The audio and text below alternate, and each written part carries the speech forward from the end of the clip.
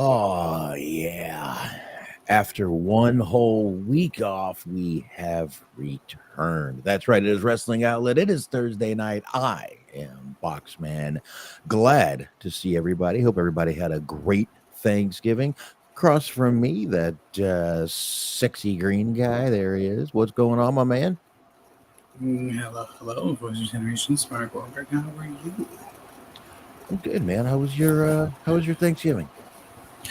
Thanksgiving was good. I had some food, had some pie. My fucking Friday was even better. The Bears somehow found a way to beat the Eagles. That was fan-fucking-tastic. I was looking like an absolute fool in the gym, fist pumping while doing absolutely nothing.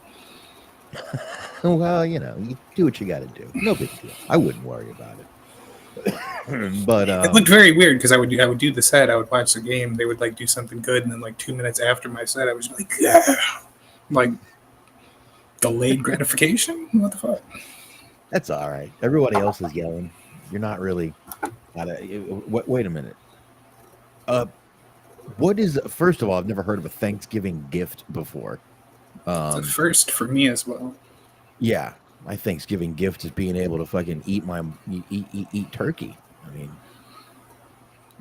I got to deep fry a turkey, so I was a happy camper. Anytime I can deep fry a turkey, I'm a happy camper. My Thanksgiving gift is a minimal amount of political conversation at the dinner table.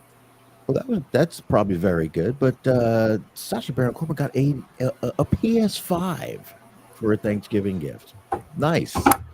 Welcome to the club, brother. Oh shit! What did you get? One for a Thanksgiving gift too? That's right. You're the only person that doesn't know about these Thanksgiving gifts.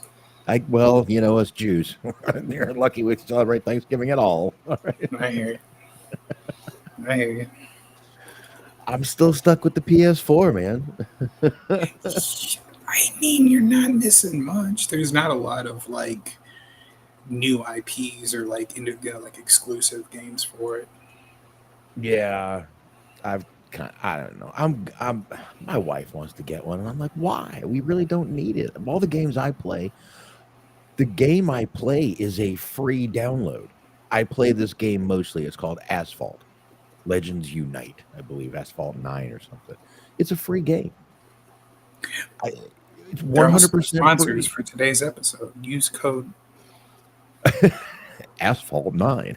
But no, it's a totally free game on the PlayStation Store.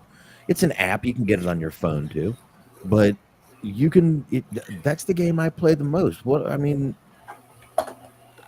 I'm still stuck playing like GTA 5 and shit, and I'm fine with it. Mm-hmm. I play Outlaw Sprint Car Racing. I don't need a PS5. No one here needs a PS5. These kids don't need a PS5. They play everything they want on their computers. Why not? So we don't need a PS5. Is that the new name of the show? Thanksgiving gift? Could be. Could We'll be. see. Could be. It's an early favorite. It's a We front got runner. definitely a early runner in the naming of the show. I like it already. We've got a bunch to get into. A bunch happened when we were gone. Probably not going to get into any of that because it was Thanksgiving week. Nobody really gave a shit what was going on in wrestling. We drove and drove and drove. It felt like a fucking It wasn't a 3-hour drive. It was 2 hours and 25 minutes. But it's just, I hate. Look, I'm talking about it, and I'm tired from even thinking about the drive. But you drive 2.5 hours, and then you get there, and I had to cook a turkey. Takes about an hour for the oil to heat up. It was about a 20-something pound turkey, so it took about an hour and 6 minutes for the turkey to get ready. And then by the time, that's it. We ate, and I was like, all right, let's fucking try to get out of here before it gets dark. And it gets dark here at like 5:30. We didn't, but whatever. So I don't know. It's just sucks, man. I hate the long drive. Next year we'll be at my parents. So You said it was 2.5 hours? yeah. It's not that long of a drive. No, but 2.5 hours there. Then I had to cook.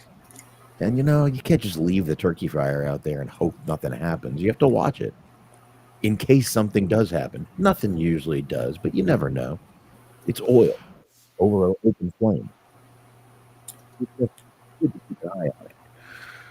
So, you have to do that. So really, I just don't really. It's like I didn't get a break. I had to drive, then I had to do that, then I had to drive back. Man, And then the only good thing is it's like the only time me and my oldest get to talk because he sits up in the front seat. My wife sits in the back. So really, it's the only time me and him get to kind of talk and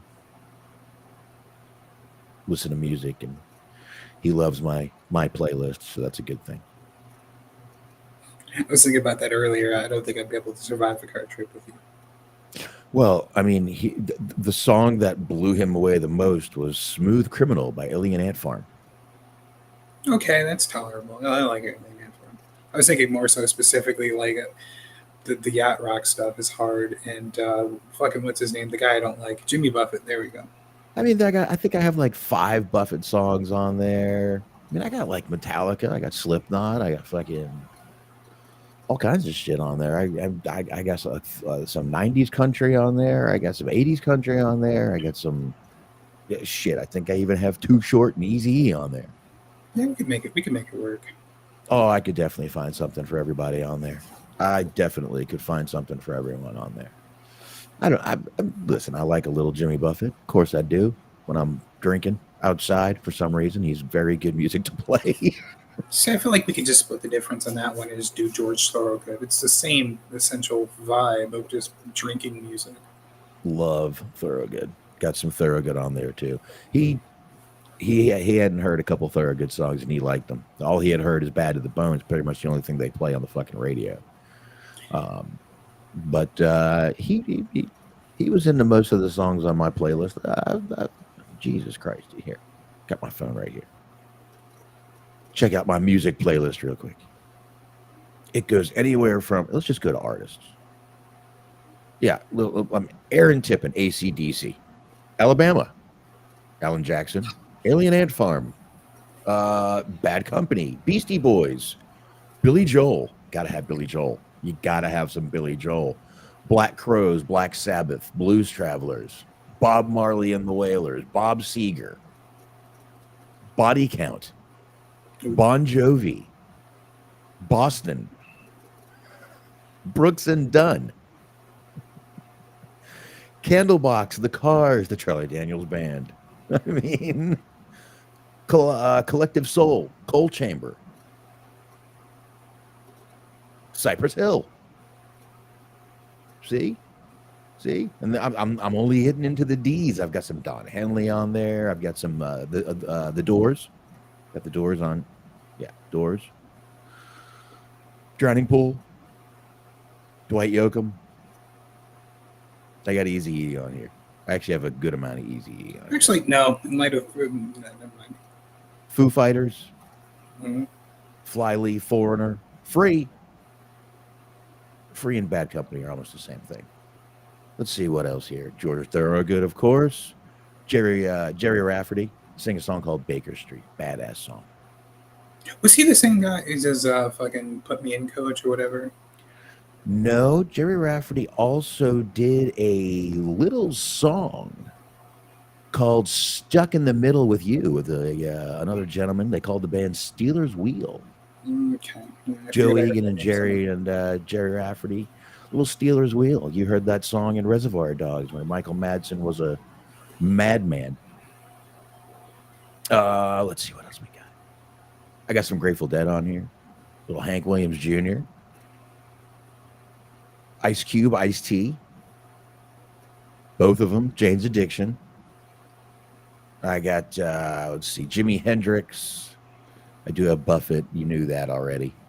Joe Walsh. I got some Johnny Cash on here. I do have Johnny Cash on here. Okay. We got a thumbs up for Johnny Cash. I got some Bon Jovi. I got Journey. I do have some old Kenny Rogers on here. I kind of grew up with Kenny Rogers. I kind of grew up with some of that shit. Korn. Kinks. The Knack. Limp Bizkit. I'm not saying every one of them here. I got a few. Skinner, Lone Star, Marilyn Manson, Meatloaf. Love Meatloaf. I'm a huge Meatloaf fan. Mike and the Mechanics, Eddie Money. Monster Magnet, Montgomery Gentry. Let's see, 9 Inch Nails, Nirvana. I got a bunch of Ozzy on here. Pantera, Pearl Jam. I got Floyd on here. I have The Police. I have a lot of songs by The Police. My wife really likes them. Prodigy, The Prodigy. Tons of Queen. Tons of Queen on here. Rage. Ram Jam. Gotta have Black Betty. Ram a Lamb. Little Rammstein even. That's right. The old Jewish boy listened to some German.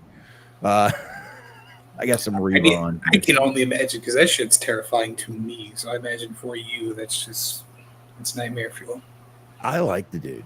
I like Rammstein. I think they're a great fucking band. We talked about them when we talked about the fucking tour, the Family Values tour. We talked about them. All right, that's probably enough in my my playlist right there. We got to the R's. That was pretty good. The R's list just my whole list just says I hate women. I was just about to mention Reba McEntire, by the way. I hadn't really thought about it, but I think that is the very first one. No, I had more on there. I had Anne Murray. She sang a few some good songs, a couple of the songs that were in the Urban Cowboy soundtrack and things like that. I got some Bonnie Raitt in there. I've got some Flyleaf. I said Flyleaf. That's a female singer. You did. That's a female singer. But Reba, I've got like 8 or 9 Reba songs. Her voice is just incredible to me. Right. And I've always thought she was kind of hot. I did. Still do. I don't really have a definitive judgment one way or the other on that one. I think I kind of like redheads. Always have. I have noticed that for some reason that's where like the whole sort of like country southern redneck niche somehow caters to them. I don't understand what it is, but there's a lot of just redhead like redneckish women that I've come into contact with. I don't understand it, but it's a thing somehow. Yeah. And actually Reba, I did one of my Hollywood hangouts a while back, obviously a little while back, was on Rex Lynn, who they're together. They've been together kind of since COVID. Reba and Rex Lynn. Rex Lynn has been in a ton of movies. Cliffhanger. You ever seen Cliffhanger? With Stallone? Never saw Cliffhanger. Did you ever see, what is it? 100,000 Ways You Can Die in the West or something? That, what's his name? The comedy guy. Seth MacFarlane's movie. This is Seth MacFarlane movie. I have heard of it, if that helps. Okay, Rush Hour. Yes. Okay, he's the taller cop in there, mustache, little bit of a southern accent, bald. That's Rex. This is a very specific niche, redhead librarians for the win. Hey, man. That is kind of niche, but you never know. You never know. I do. I've kind of knew a girl in school that was this little redhead. She was really hot. Her name was Nikki. I'm not going to give her last name, but her name was Nikki. She was really, really, really hot. She had green eyes, which made her even hotter. Like green, like possibly reptile. That's the thing that scares me away from them, is there's sort of a weird variance. And it's not just it's without makeup situation. That's not what it is. Depending on what the angle is and what the lighting looks like, it's either like a 10 out of 10 or, like you said, some sort of a reptilian alien-like creature. And it's just, it's a very weird shift that like happens that I don't entirely trust. Well, I would have been taken by a reptilian creature happily, but never made a move on her. Never did. She always had boyfriends, which didn't surprise me. She was awesome. She was gorgeous. But anyway, to completely shift gears, I guess let's start with a little video that came out during Survivor Series. Let's start with a little bit of Paul Heyman. A little very short video came out of Paul Heyman. Here, hold on one second. Let me get this scene loaded up real quick. I'll do it. It takes 5 seconds, not that much. But Paul Heyman and everybody made it seem like Paul Heyman shoved a kid. So when I saw the headline for the video, I'm like, I got to see this video. Not exactly Paul Heyman just shoving a kid. Now, it's only 5 seconds, so, you know, we'll play it real quick. Here we go. Getting it loaded up right now for you guys. Here we go.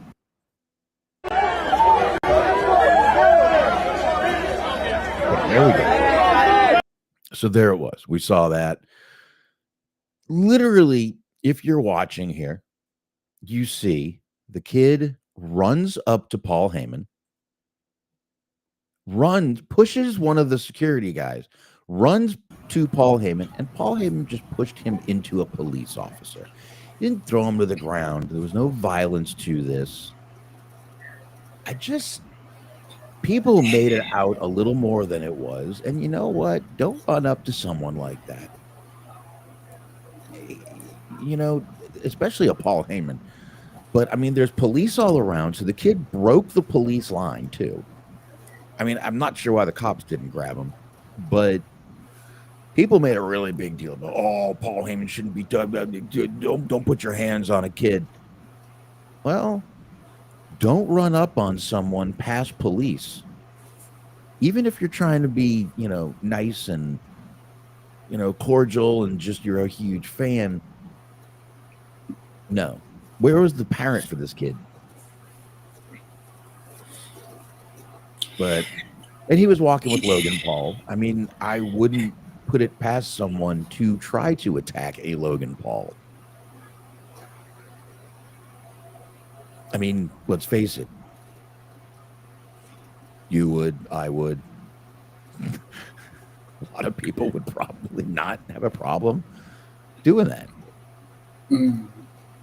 So, anyhow, I figured we would start with that. And I don't know, Smark, what did you, I mean, seen this, and now you've seen it a bunch more times here. I mean, I could see the argument on either side. Like, it's not a great look to just fucking stiff arm a kid out of your way. I understand what you're saying, that the kid shouldn't be running at him, but like, right. Didn't look too much like a run. It's like, I've been to shows before, and that shit happens all the time where people fucking bum rush to get to like the front of the line, you know, the front of the front row, to go like by the barricades and shit so that they can touch people. It's kind of like that. I mean, they're fucking paying $800, not even $800, they're paying like $2,000, $3,000 a fucking seat. I don't blame them for wanting to like reach out and touch somebody, but like, you never know. You never know what the intent is. That's the problem. And, you know, I'm not trying to, this is in no way political, but there are crazy things going on right now in the political world. I'm not blaming either side right now. I'm not doing that. I'm just saying there are crazy things going on right now in this world politically. Paul Heyman being Jewish, you don't know. There is a little bit of anti-Semitic, you know, stuff going on right now. I won't lie. I don't see it much because everybody here thinks I'm Italian. And I'm not one for correcting people very much about it. So I just kind of let it go. But, you know, I mean, there's that. And like I said, there's Logan Paul, who is not like this universally cheered, liked guy. He's done a few shitty things in his life. Right, Japan? You don't say. Right, Japan? Yes. He's done a few shitty things in his life. So, you know, you just don't know. And like I said, he also broke the police line, which that right there, you don't do that either. But he pushed him right into the police. I don't know. I don't see a problem with it. You don't know intention. Kind of wonderfully symbolic to what they're doing to like middle class families with their ticket prices. Just pushing them out of the way. I mean, the GIF fucking makes itself, doesn't it? Move, bitch. Get out the way. Get out the way. Get the fuck out of here, poor people. Out of the way, poors. Get out of here. We want the pretty people, damn it. We want the pretty people here. Oh, God. I don't know. But I mean, as you said, you don't know intentions of people. So what are you going to do, right? I didn't see much problem with it. I didn't think it was that big of a deal. But everyone, of course, made a huge deal of it. So anyway, let's move on from someone in the business that most people do love, Paul Heyman, to kind of Hulk Hogan a little bit. We're not really talking about Hulk Hogan himself, but Real American Beer. If you thought it was going away after Hulk Hogan passed away, I've got news for you. Nope, it is not. Hulk Hogan's dream for that beer brand was for it to be as big as a Bud Light. And that is the goal that they are actually going with. So we all know what Real American Beer is, and they want to make it as big as Bud Light. And this startup was actually led by a former Anheuser-Busch executive, Terry Francis. And he is basically the CEO of Real American Beer. So he was on Fox Business, and he said that Hogan's dream was after launching the company, he wanted to be as big as or bigger than Bud Light. So they are actually going to do everything they can to try to build Hulk Hogan's legacy and actually do that big as Bud Light if they can. I don't know if they can. But they do have they're using the girls. Here are the girls. They're some girls. The girls. What? I said some girls, not other girls. Oh no, hold on. Wait, do they have a new one? They didn't right here. Yeah. Yep, there is. There is. There's a little diversity here. The one girl looks very Latina. Ah, that's what it is. Okay, never mind. That makes sense. You going to the left. The girl on the left. Yeah, bottom left. I thought she was black at first, and I was kind of curious as to why they tried to fire her. The girl beside her is definitely a black girl. There is a black girl here. I see one. I definitely see a black girl. I see it looks like they all have the same mouth, like they all went to see the Joker's doctor. You're not wrong. What is with actually the only girl that doesn't have the big Botox lips is the pretty black girl. She doesn't have the big Botox lips. Okay, so the blind girl to the right here, the one that's not on the fucking fire truck or whatever that is. Have you ever seen the Soundgarden video for Black Hole Sun? That's what this reminds me of. It's terrifying. Oh, good gosh. Oh, that's Lord. Entirely too much plastic surgery. That's scaring the ever-loving fuck out of me. Yeah, that is a little much. But these are your Real American Beer girls right here. They're going to be using them, bringing them around. I still have not been able to find this beer. Well, you never know. But that is their new goal, is to make this beer bigger than Bud Light. So they've got a creative plan, which is basically they said, what was that? They do have a plan.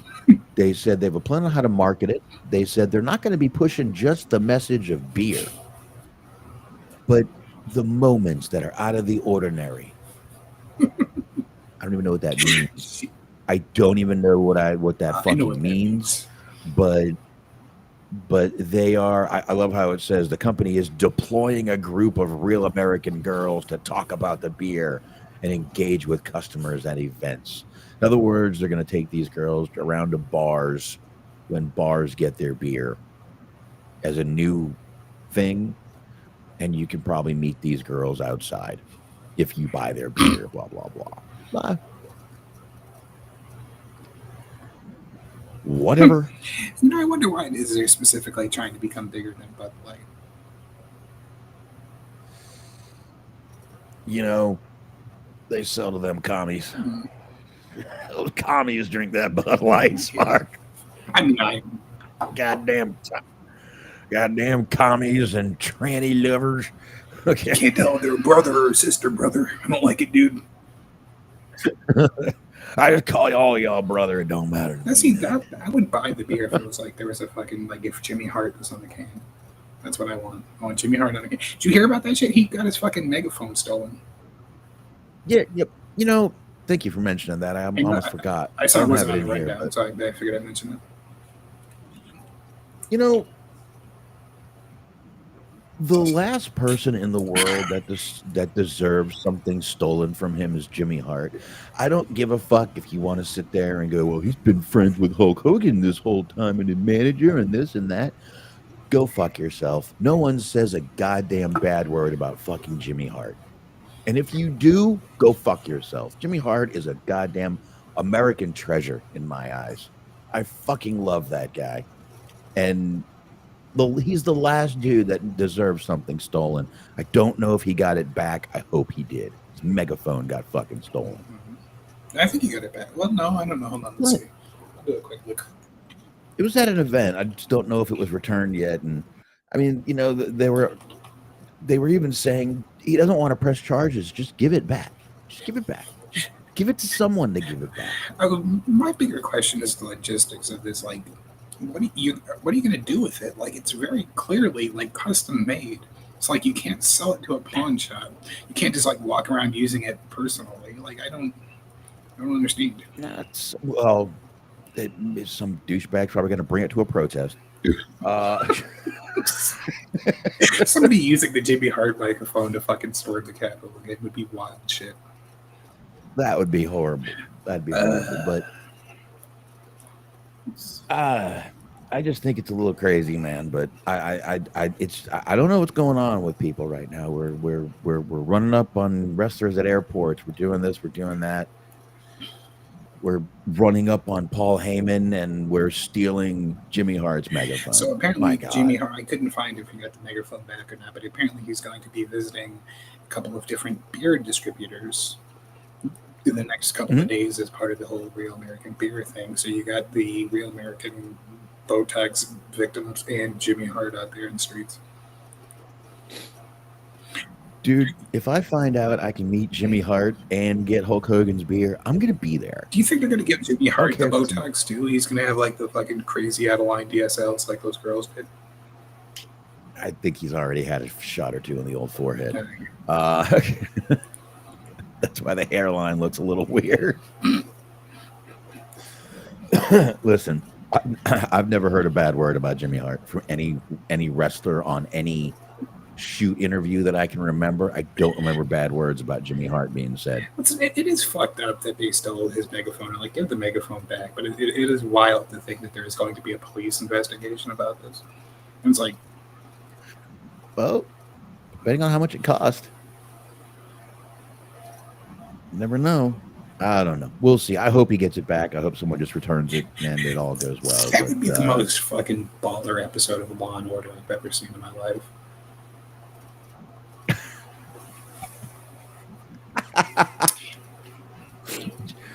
I want to see it on Judge Judy. Fuck that. Give Jimmy Hart his microphone back. Why you steal that from that man? You're pissing me off. There's about to be a body count. I like Ice. I like Ice too. Obviously, I mentioned him in my playlist. But yeah, definitely give Jimmy Hart that back. I'd like to see that on Judge Judy though. Did you take his Did you take his megaphone? Did you take Jimmy Hart's megaphone? Give that back to him right now. Right now, you give that back to him. Is she still in the game? I think she is. There's always the other milfy one, the People's Court lady. I know who you're talking about, but I'll be damned if I can tell you her name. Oh, I don't know. Judge Spanish Latina hottie. Oh my God, she's hot. Milan? I don't remember her name either. Huh? Milan or something? I think her last name starts with a G, but I can't remember. People's Court Judge Milan. Yeah. Okay. Marilyn Milan. There you go. There you go.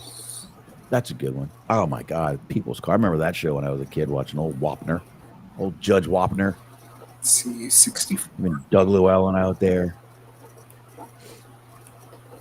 Those were the good old days when we had Judge Wapner out there just wielding justice the right way. Mm-hmm. That's right. I missed Judge Wapner. All right. So let's move on here to someone, for some reason, we just can't stop mentioning on this show. Probably more than we should. But Freddie Prinze Jr. was on his podcast and decided he was going to make a claim that he's heard through the grapevine. He's hanging out with the California raisins. That's right. That's right. That's on there too. That ESPN is, and I'm going to quote here. He says, a friend of mine who works at Disney told me that ESPN so unhappy with the deal. I was talking to a friend of mine who works for Disney, and he was just like, yo, they better make their money back on this deal. He said, they're hot. Okay. So that was Monday afternoonish when I first saw this article. This is from Dirt Sheet Radio. You can see the picture up there. I left all their tags on there. And this was on the Wrestling with Freddie podcast. So there was a news report, though, that of course came out. And this is from Sports Illustrated, the Takedown, Sports Illustrated Fan Nation. And this comes directly from Sean Ross Sapp of Fightful, reached out to sources within WWE and ESPN on Wednesday. And someone actually answered him from ESPN, said they haven't heard any negative chatter, and they have found the partnership to be enjoyable so far. So this is more in line with just a week ago. ESPN president Burt Magnus was saying, it's gone great so far.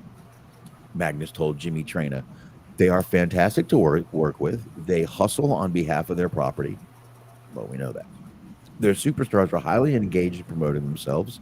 The broader WWE and their stories. It's been really good so far. We're looking forward to WrestleMania next year, which would be our first one. So there you go. I don't know what Freddie Prinze Jr., I think every now and then just likes to say a little something to get people talking. This might not have been the one thing because there were a lot of articles, and these guys from ESPN are always asked about WWE no matter where they go. This might not have been the thing to try to get some streams going, because WWE basically immediately, or ESPN basically came back and basically said, bullshit. We are fine with it. We are happy with them. So I don't know where his friend heard whatever. Maybe they're unhappy with the deal, but ESPN, by all accounts, is very happy with the deal. Right. I don't know why would he go on and do that though? Like, what's the point? I mean, it's possible that he actually did hear somebody say that they were unhappy, and then whether that was true or not is open for debate. Maybe they're just putting a brave spin on it publicly. Like, no, of course we're happy with this because like they're locked in for a while, aren't they? Yeah, they are. And I get that. But I don't know, man. I just don't see why people have to. I mean, I don't know. Maybe he was given shitty information, or maybe this guy, like I said, maybe the person he spoke to isn't happy with the deal. Maybe he's having to do extra work. Who knows? But I don't know. I just think it's a little weird that he would go on and say that. Like I said, just a week, just a few days before, that guy was on the Sports Illustrated podcast praising WWE. And from what I've seen, I did a little looking, every ESPN employee has put over WWE and the business model and the business. So, like I said, maybe he just got a guy who was very upset about it. I will say, take that with a grain of salt, because there was a bunch of different ESPN on-air personalities that were promoting a solitaire app that was based around Stephen A. Smith that was apparently very fraudulent, and there's ongoing litigation about it because it was basically just stealing people's money. Yeah, ESPN's. I mean, they're making money, so they're doing all right. But public perception-wise, they're not doing too great right now. Everybody's taking turns bashing them. Because long story short, I don't know if you heard about this, but there was the NBA Finals. Stephen A. Smith is basically on ESPN 24/7. They just keep the guy in a closet somewhere and just put a camera in front of his face every 20 minutes. Anyways, it was his job to cover the NBA Finals, and he was caught while the game was in play, third quarter, fourth quarter situation, playing solitaire on his phone as the game was going on. And a bunch of people were making fun of him, and instead of apologizing for it, they just decided to make an app and then promote the app like it was a good thing that the guy basically avoided doing his job, which he's being paid millions of dollars to do. Yeah. Everybody plays on their phone a little bit when the game is on, don't they? I mean, I reckon, but if I'm being paid millions of dollars to do it, I would do my best to pretend like I give a shit. He's probably done this so much, it's old hat to him by now. For sure. Probably. All right, folks, here's a little bit of this is a little sad one, and I figured we would mention it. We are both dog guys here. I have 5. Smark's dog used to hump his arm on the show. True. It's true. Well, CM Punk and AJ have lost their little Larry. Poor little Larry has passed on. CM Punk put out a very touching Instagram post. I'm not going to read it, but they took this dog in 2015, so they've had him for 10 years. Even in this picture, you can see a little blue going on, a little cataract going on in the eyes. But it's tough. They said he did pass away. They were holding him in their arms, and he passed away in their arms. So, but it's. I mean, I just put a dog down in May. It's tough. It is a tough thing to do, especially for a couple. Yes, rest in peace. Especially for a couple that doesn't have kids. I would think the dog, basically, I mean, when you start dressing your dog, this is your child. So, definitely sucks for them. I'm sure they'll wait a while. Hopefully they'll adopt another one and be able to, show that dog as much love as they showed Larry. Because I mean, we were talking about Larry back when we were talking about the fight happening backstage in AEW. Mm-hmm. Larry got involved in that. Poor little Larry. But it's like I said. I mean, I just put a dog down in May. I know exactly how it feels. Smark, you've been there before. It hurts. It hurts bad. So I feel for these two. And like I said, they're a couple with no kids. When most people, they're dog. I mean, they traveled with this dog. So it was their third family member. So that's sad. Now I got my dog out here barking to get in here. So yeah, I just like I said, we're a couple of dog guys here. I figured we would mention that and just give a little rest in peace to Larry. And I hope Larry's not in pain anymore. The old dude, old Larry. And I mean, as things go, 10 years is a pretty good run.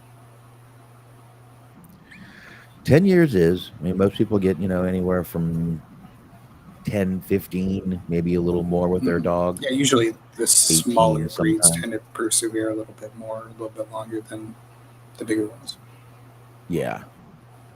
Yeah, and Larry was a little, and they did adopt him, so I don't know how old he was when they adopted him, but yeah.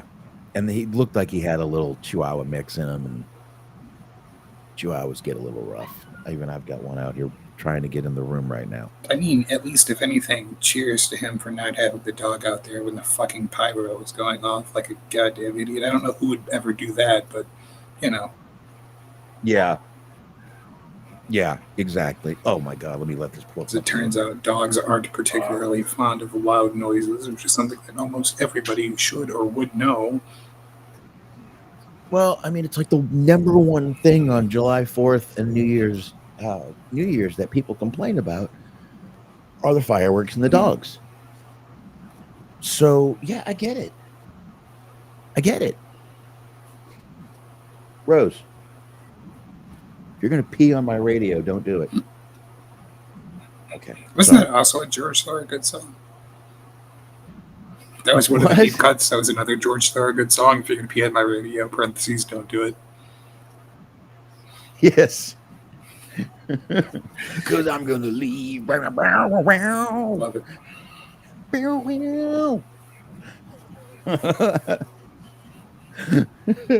Because if you don't stop peeing, I'm going to leave. I like it. Smark. All right. So there you go. Now, let's go from that and let's talk a happier article about CM Punk. How's that sound? Well, a little while ago, Smark, we talked about CM Punk being involved in Zootopia 2. We talked about CM Punk having being a vampire cop in a movie coming out in a little while that I will be watching when it does. Well, it seems that CM Punk has earned another Hollywood role. This time in a rom-com. CM Punk and Jennifer Aniston. Seriously. This time in a rom-com. Now, it's based on a novel. It's kind of based on the movie The Bodyguard, but not the 1992 Kevin Costner, Whitney Houston film. Mm-hmm. That's immediately what I thought of when I thought of The Bodyguard. This is based on a 2022 novel and will instead star two CW alums in Leighton Meester and Jared Padalecki. And it's going to be a romantic comedy. It's The Bodyguard, it's being called, is centered around an action star and a bodyguard assigned to protect them, with the story taking place around the holiday season. Oh, God, it's one of those. According to a report, Punk's going to play a character named Doghouse. Did you say Doghouse? I sure did, sir. It's why I said it slowly and let you take it in for a second. I thought I was going to get asked a question. Okay. Well, I took it in and now I'm taking it out and I'm giving it back. I don't want it in me anymore. Please just pass. So what it is that he's an uptight business mogul who goes back to his small town on the holidays. No. No, no, no, no. He's one of the. It doesn't say he's like the main character, but it doesn't really. It just says he's a member of the security team, who they describe as exhibiting loyalty and humor. So this is going to be a barn burner. Now I couldn't find IMDb's got nothing on this yet. So I'm going to assume this is something. Oop, wrong picture. I'm going to assume this is something coming out next year. I wanted to get this picture because he has Larry's dad on his jacket as his name. Larry's dad. I love it. So yeah, I'm assuming this is going to be next year, and I'm assuming it's going to be one of those Christmas, holiday, Lifetime, Hallmark films. So, go ahead, Smark. Please. I don't know. Please, I mean, I'm starting to kind of go back on this. If CM Punk in a fucking Hallmark movie would actually be kind of cool. I mean, I guess if you're one of those people that are like forced to watch Hallmark movies because of your wife, girlfriend, spouse, mistress, whatever the case might be, it's at least something for the boys. I mean, he's kind of starting to fit the role of those Hallmark movies. He's a little older. He's got the grayness going on, the tattoos. He's kind of fitting the new Hallmark. It's kind of hoping he'd be involved in like one of those, like it would be like one of those like early 2000s or like late 90s rom-coms where it's like the girl has glasses so she's ugly and then she takes them off and oh my god, it's fucking Jessica Biel. I mean, I could see CM Punk. CM Punk now looks like every hipster barber. Mm-hmm. I could see him playing a hipster barber. You wouldn't have to change his look. All the tattoos can be there. Just have him sitting there cutting hair. I mean, ironically enough, also you could go barber or bartender. I know that's not really his jam, but he does look like a hipster bartender. Well, they're saving those bartender roles for Cody, like in the Naked Gun movie. He's only in it for a couple of minutes, Smart. Calm down. You motherfucker, you stole my spot. Meanwhile, good for CM Punk landing another Hollywood role. I have no problems with that. I think that's great. Listen, CM Punk is, let's face it, folks, he's not exactly the youngest. He's not exactly young and spry anymore. He's probably got a couple of years left, and he's going to be looking to do something else. And if Hollywood is it, good for him. Go out there and make some money. I hope he does. I hope he goes out there and does great in Hollywood. I have no issues with that. I've never said I hate CM Punk. I think we all know this. We've gone through this before. I disagree with him on a few things. When I disagree, I say it. When I agree with him, I also say it. So I got no problems with Punk. I hope he does very well in Hollywood. And like I said, folks, if he can start going out there making some movies, making money without beating up his body, I'm sure that would make him and his wife very happy. For sure. I'm sure it would. I'm definitely sure it would. So good luck to him. I hope he fucking knocks it out of the park, man. I do. There's a few rom-coms I enjoy, so maybe I'll check it out when it comes out. Maybe. Come here, little one. Oh, here's my little one. Here's my little Chihuahua mix right here. There she is. There she is. She's a good girl. Oh, are you licking my microphone? Oh, now you're licking me. Okay. You want to sit here with me? My wife will be home soon, and she'll want to run back out there, but she can stay with me for a few minutes. Don't hit the microphone, though. No, you can't hit the microphone. As you may have seen, mine is behind me. Rose, I did see. We both got our dogs here. After that dog story, we needed some doggy loving. Oh, my girl. Okay, give me a sec here, folks. Indeed. If I push her down, she's just going to come right back. So I give her a minute to be done with me. There you go. She's done. Now she wants to lie down. Let me get a little closer here. Otherwise, she'll fall through my legs. Okay. Look at your dog looking to the camera. He doesn't know if he should be scared or if he should go back to sleep. Just go back to sleep. This dog ain't gonna hurt you. This little girl won't hurt. Oh no, nobody. The reflection of seeing himself. He's barked at himself seeing his reflection in the oven. There was like a paper bag that was outside in the yard the other day, and he was scared of that. He was in the house barking at it until I took it and threw it away. Oh. He got scared of a 12-pack of soda because it was just upright instead of laying down. For a fucking 80-pound pit bull, he is the world's biggest coward, but I love him. Well, if you can believe it, this little girl has pit bull in her somewhere, which is why we jokingly call her a mini pit bull. Well, when we got her DNA test back, I saw pit bull, and I'm like, wait, what? How could this little thing have pit bull in her? She's tiny. I mean, she fits in the camera, put it that way. She's a tiny thing. And we call her a mini pit bull, and she gets vicious. That's what we do. But she's a very good dog. So, yeah.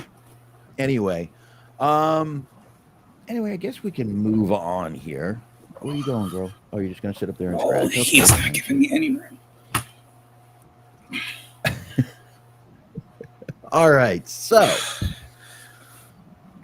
AEW had actually a company called Blacksmith has announced an official partnership with AEW. Now they did oh shit, dog jumped. AEW did a little, I guess you could call it a trial with this company at Forbidden Door with a little merchandise thing. Now, this company already does have some deals with some wrestling companies. A company called Blacksmith, BLCKSMTH. And they already have deals with TNA, New Japan, and a separate deal they have had with Will Ospreay for a while. And Mike Santana seems to have a deal too, because they have him right on the website. So these guys already deal in some wrestling stuff, but they are now going to be basically putting out AEW stuff.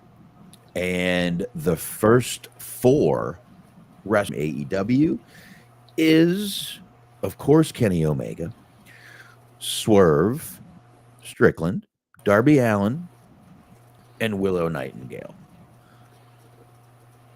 I'm going to assume that this is a huge deal for Willow Nightingale. Could be. I mean, Omega's got merch. Swerve has merch, I'm sure. Darby Allin's got merch. I don't know if Willow has a lot. It's funny that you mentioned that, because that was actually one of my takeaways from watching Dynamite last night. Was they're the only tag team in the tag team tournament that has their own T-shirts. Oh, who? Babes of Wrath, her and Harley. Oh, yeah, yeah. Because they were doing the little video package like right before the finals or the semifinal match that they did on Dynamite, where they were talking and they had their own little T-shirts. They did a little video package for them. Oh yeah. I did watch. I just didn't watch that much. No, it was really quick. It just it was like a minute long, but they just like showed little highlights of them as a team right before the Toni Storm match with fucking Mariah May and what's her name? I can't fucking remember. Penelope Ford. Yeah, I saw that one.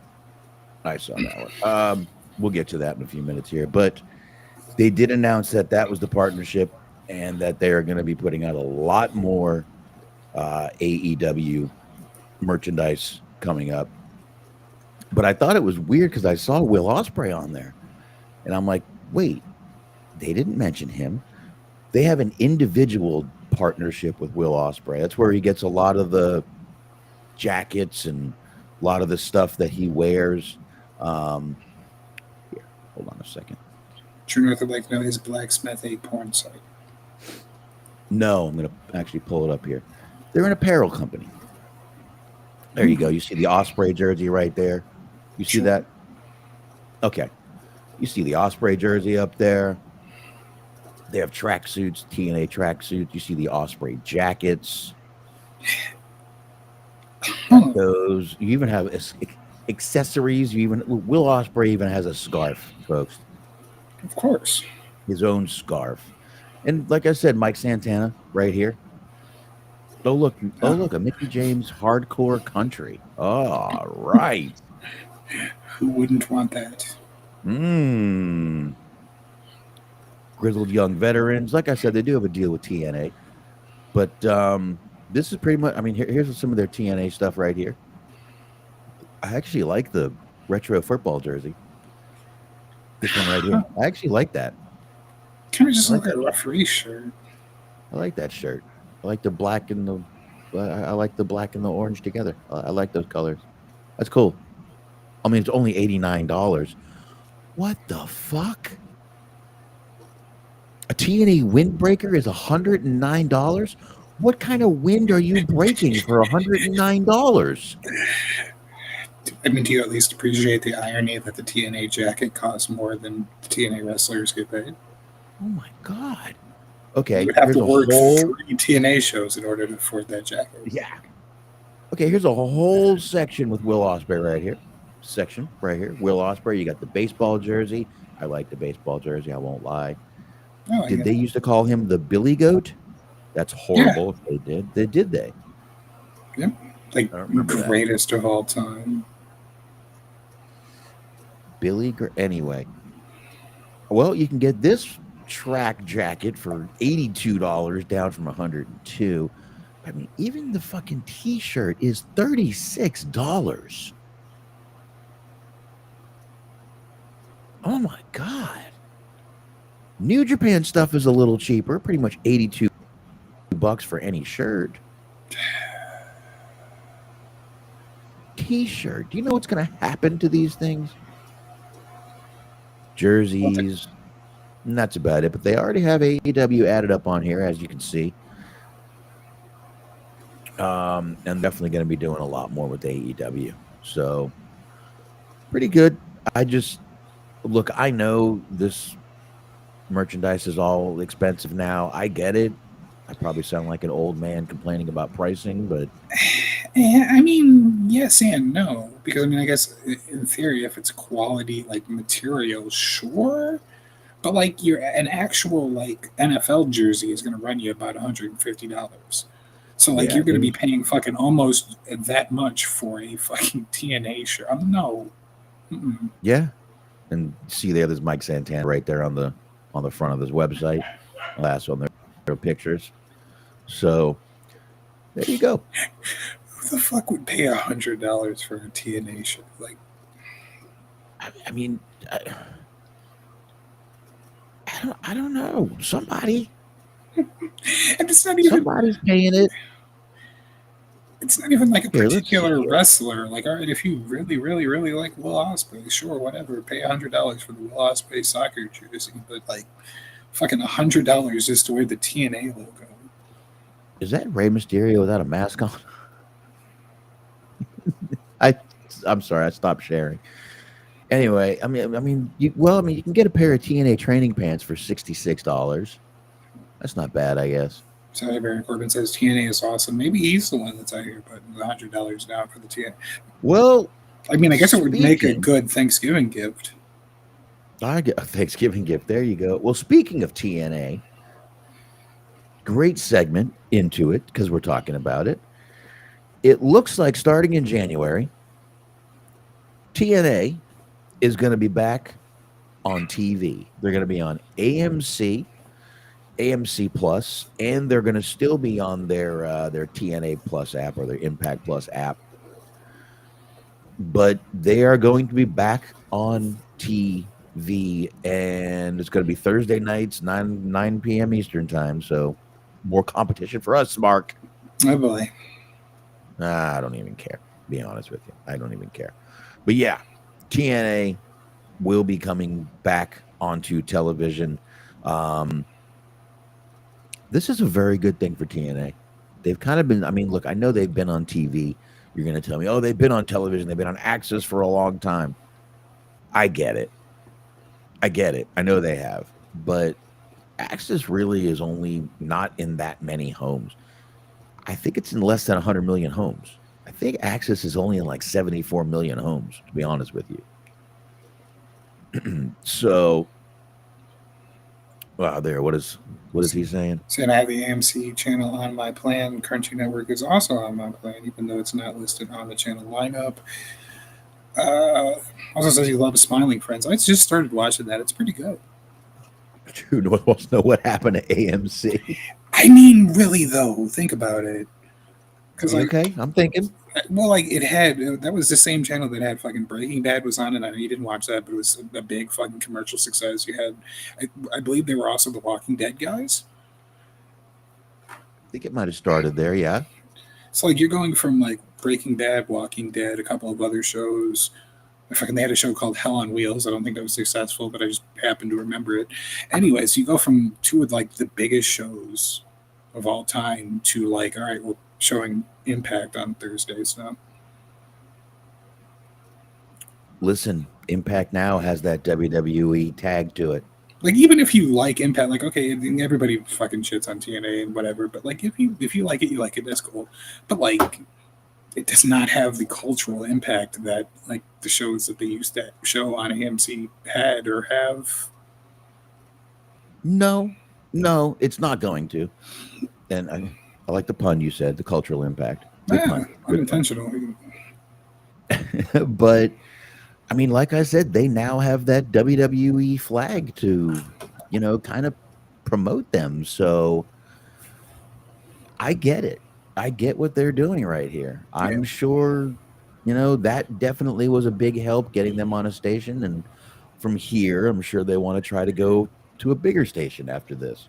I mean, like you said, it's good for them, but like, does it ultimately really matter if like they're basically just a WWE entity at this point anyway? Like, they're kind of just under that umbrella as it is. So like their individual success is kind of, I don't know, I don't really know what the proper word would be. I don't want to say unimportant, but it'd be kind of trivial, I guess, because it's basically just part of one big conglomeration now anyway. Yeah, but I mean, right now, I mean, listen, let's this deal does, just because they have a partnership does not mean that TNA is under the TKO banner, because they're not, because otherwise they would be a publicly traded company, and that's not happening. Yes. They still have their shit to worry about. They're still, I believe, TNA still owned by Anthem, so they still have people to, answer to. So they do still need to worry about their company being successful on their own. Listen, WWE could pick up one day and say, this shit ain't working out. True. TNA could decide it's not working out. It's one-sided. TNA could decide that. We don't know. So to get yourself, I didn't mean to cut you off. Just let me finish this thought or I'm going to forget it. So to get yourself on a television network, with or without WWE, is a big step, but they still need to worry about themselves. This is like, I mean, we don't know if WWE is even putting any money into this company. This could just be a talent swap partnership for all we know, which is what it seems like it is so far.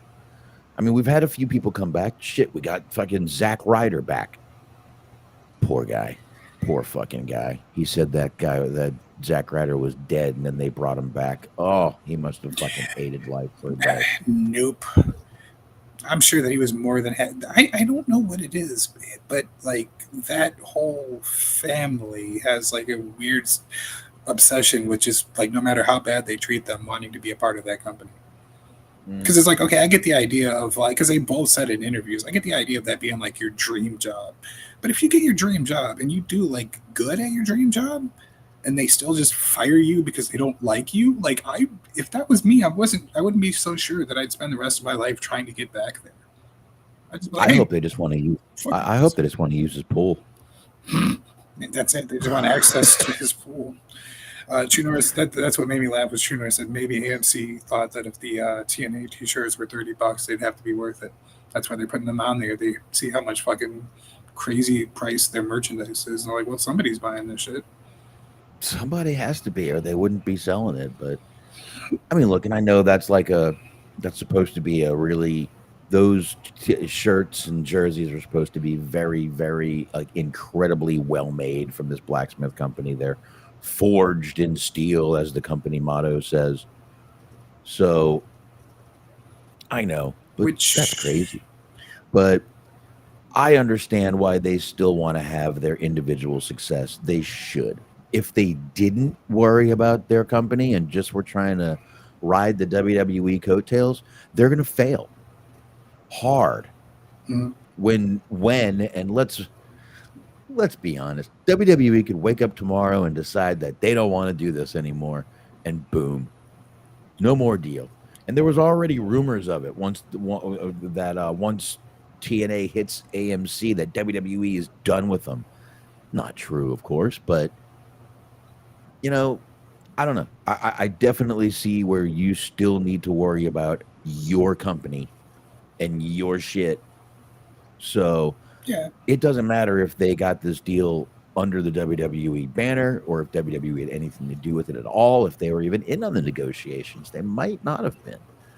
But the fact that you can now get maybe some WWE guys showing up on a Thursday night, and I know that's what they were thinking with this partnership, then fine. They're going to get WWE guys showing up for probably half the cost of paying for WWE programming. Right.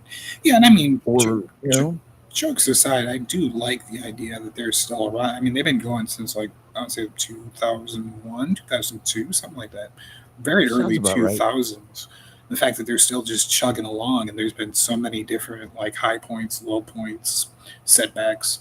They're on every fucking television channel that's ever existed at this point. They just keep thriving and keep fucking finding a way to make it work. I mean, good for them. Yeah, I mean, they do. They keep striving. They keep figuring out a way to come back. But I mean, I definitely see what they're doing here. And like I said, if you can get WWE guys on your show for a third of the price and not have to pay billions for WWE programming, I think that's pretty good on AMC's. This definitely is a good deal if that's going to happen. And I would say we're going to see some WWE even or NXT people over there on TNA, 100%. For sure. So this is probably a really good deal for AMC too. So I see where it's going, and I see why you would still want to try to build your company, just in case WWE gets that hair up their ass that they don't want to fucking deal with you anymore. I mean, that kind of happened to OVW, sort of. Like they were their main pipeline for a minute there in terms of like developmental, and that's not the case and anymore, then it wasn't. And then it wasn't. I mean, that's basically what it was. And then they just decided, we're just going to steal everyone from ROH. I mean, they did. And they took everyone from ROH. Yeah, no, they did. They nitpicked who they wanted. They cherry-picked who they wanted. And nitpicked. They cherry-picked who they wanted. Left who they didn't. And that was it. ROH kind of became what it was. And now it is what it is. Tony Khan doesn't really have much to do with it, except put it on the, I mean, they're still going, but I don't know. But enough of that, I guess. I see where this could be a really good deal for AMC. This might be a better deal for AMC than TNA if they can get WWE people on there for the cheap. Perhaps.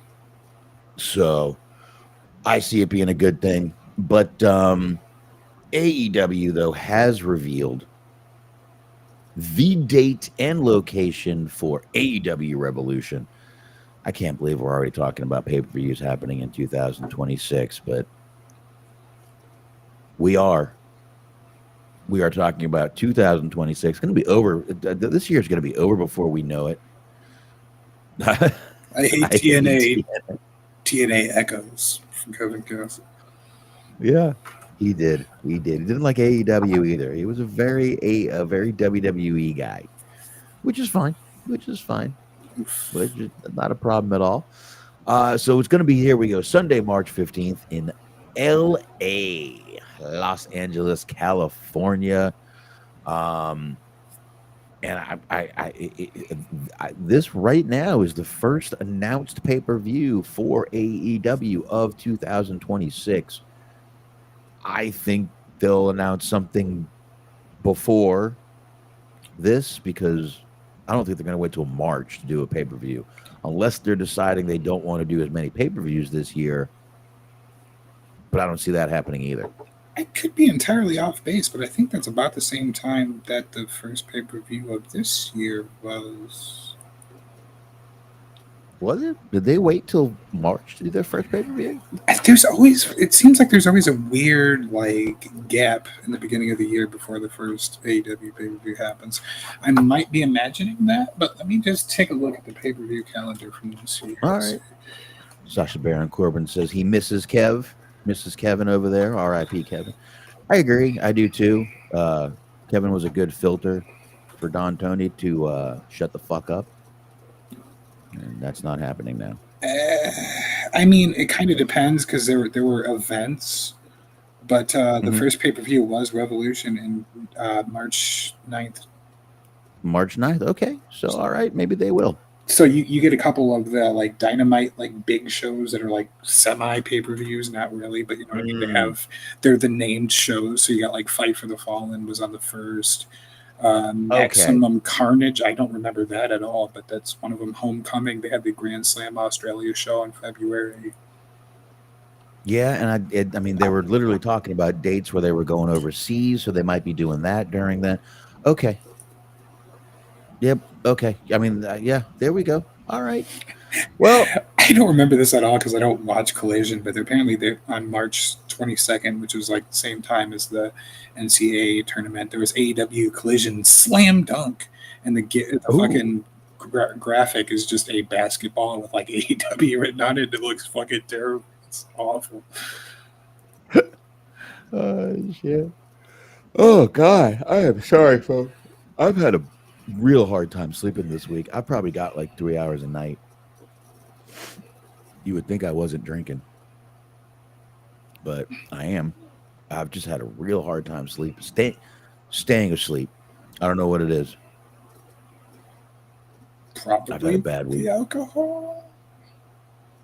No, because I didn't drink on Saturday or Sunday, because I was just, me and the wife drank Thursday and Friday, and I was just I'm just taking the fucking weekend off. So I didn't drink Saturday and Sunday, and I actually slept pretty good. During this week, I've just been so busy. I have so much on my mind that I just haven't been sleeping very much this week. Started Monday night. I was up all night Monday night. I didn't sleep. I saw 1 o'clock, 2 o'clock, 3 o'clock, 3:20, 3:40, 4 o'clock, 4:40, 4:30. And I don't know what's going on, but it's been like that pretty much this whole week for me. Just not. And if I do fall asleep, I feel like I wake up 5 minutes later. So I'm exhausted. I'm not complaining. I'll get some sleep. I'm not worried about it. But if I'm over here yawning, I apologize. That's why my body's just drained. I actually thought I might be. This is what happens before a cluster headache episode, and I have been seeing some halos. I'm a little worried, but maybe I'll dodge it. It's been almost 7 years since I've had the last episode, so I'm probably due. So they're supposed to go away as you get older, so maybe they're gone. I don't know.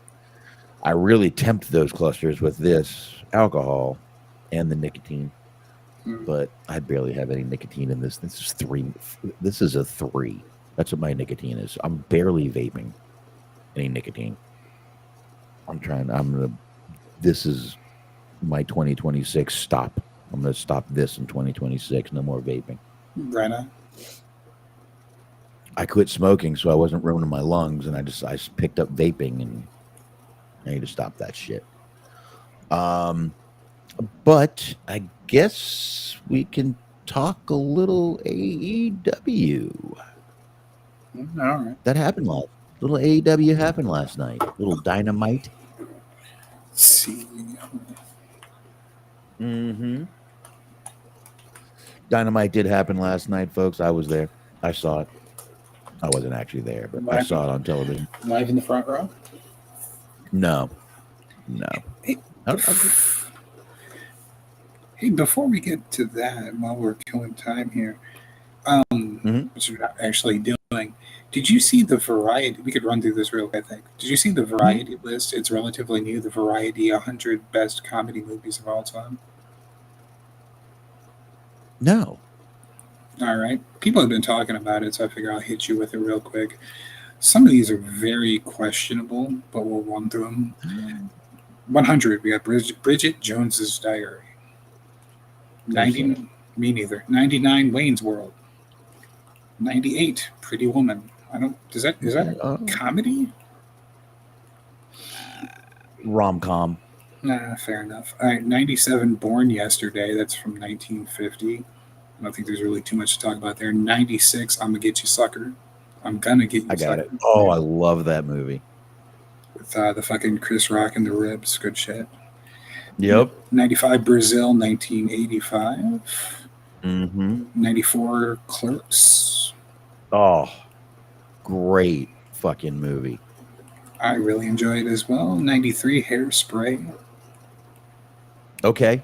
I remember that. Not a bad movie. That's my reaction as well. I was like, all right, cool. 92. Travolta was in there, played a woman. That's right. You got female Travolta. 92, The Jerk from 1979. Steve Martin. 91, She Done 'Em Wrong. It's from 1933. I missed that one. Yeah. Number 90, Bob and Carol and Ted Nallis. It's a movie about wife swapping. People are out here fucking. Good for them. Missed that one too. 89, you should be happy by this one. Fast Times at Ridgemont High. Love this. 1982, one of the greatest movies ever. Just act like wherever you are, that's the place to be. 88, Anchorman, The Legend of Ron Burgundy. Love that. That was the second. Was that the second one? No, it's the first one. First one was The Legend? Okay. Yep. 87, Everything Everywhere All at Once. That's from 2022. Don't remember that one. No, I don't really think it's a comedy, but it was like a genre-bending situation, so whatever, fair enough. 86, Idiocracy from 2006. Haven't seen it, but have it. Yeah, everybody loves quoting it because it's like, well, no, that's the world we live in today. Ha, ha, ha. It's like, all right, I gotcha. 85, To Be or Not to Be. That was from 1942. Yeah, that I haven't seen that. It's got a picture of Hitler. I'm probably not going to watch that movie. I'm sorry, you just can't take Hitler and make a comedy out of it. Yeah, it's a pretty controversial stance to say that Hitler is a funny guy. That's kind of funny. Well, I mean, nowadays, they call me a Nazi anyway, so what the fuck, I guess. Keep going.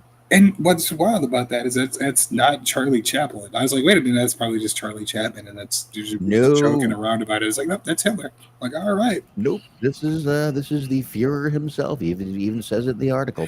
84, Women on the Verge of a Nervous Breakdown, 1988. Haven't seen that, but it's a Woody Allen film. That's probably why they're on the verge of a mental breakdown, is they just see him out here dicking down his daughter. Anyways, 83, Wet Hot American Summer from 2001.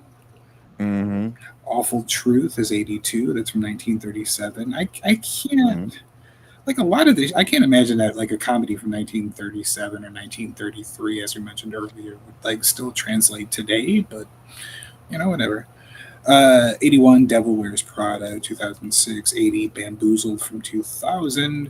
79, a personal favorite of mine, Rocky Horror Picture Show from 1975. It's a comedy of a sort. '78, A Night at the Opera from 1935. Who doesn't love Groucho That's the Marx Brothers Marx? movie. That's right. Number 77, Blazing Saddles. Where the white women at? The French, something about the French Mistake portion of that movie just always makes me laugh. I This hear whole movie is steam unbelievable. escaping. Listen up, This you sissy whole movie- nerds. Dude, the whole movie is just unbelievable. Gene Wilder, so underrated as a comedy, just genius. Boxman and Smark, did you And, guys like the Mannequin movie with that song? I'm not. I mean, I guess the movie is just called Mannequin. I don't think I've ever seen it. Yeah, it's Mannequin. It's got Jesus Christ, it's got the guy from he was he was kind of a Brat Pack guy. No, my Mexican housekeeper has to vacuum at night. I'm not even sure what that was in reference to. I mean, the heater is. I like the Mannequin movie. Tim. No, I can't think of the guy's name in the movie. I know it's got Mayshak Taylor in it. Okay, I got you. I know he's in it. Kim Cattrall. Kim Cattrall was a smoke show back in the 80s. She's in it. The